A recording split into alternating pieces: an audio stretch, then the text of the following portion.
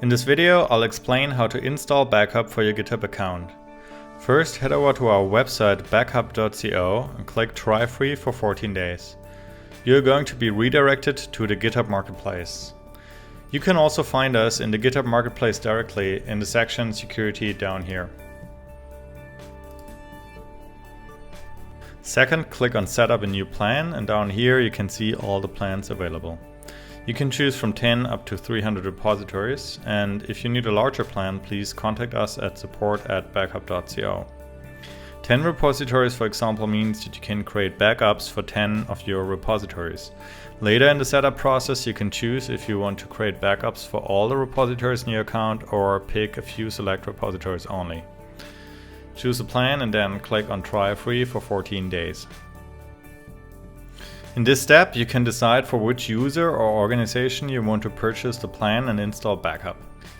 Under Billing Information, click on Switch Billing Account if you want to install BackHub for one of your organizations. In my case, Gebruder Heights has already purchased a plan, so I'm going to install BackHub for my personal user BackHub Tester. You have a free trial period of 14 days, that is why due today is 0, and the next payment is the fee for the remaining time in the GitHub billing cycle. When everything is okay, click on Complete Order and begin installation. In this step, you choose the repositories to create backups for and grant permissions. If you choose all repositories, backups for all the repositories in your account, including future repositories, will be created.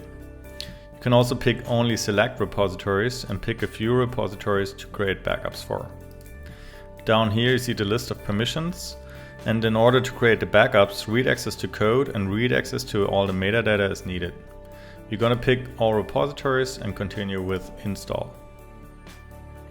If you're logging into BackHub for the first time, you need to authorize BackHub here in order to be able to log in to the app with your GitHub user. Now you're being redirected to the BackHub app, and in the first step you see a summary of how many repositories you give access to for which account. Here you can enter your email for important notifications and then click Create Backups to start the backup process. Creating the backups can take a while depending on how large your repositories are and how many you have. You can see the status of each backup on its color. If it's yellow, it means the backup creation is still in progress. If it's green, it means the backup is completed.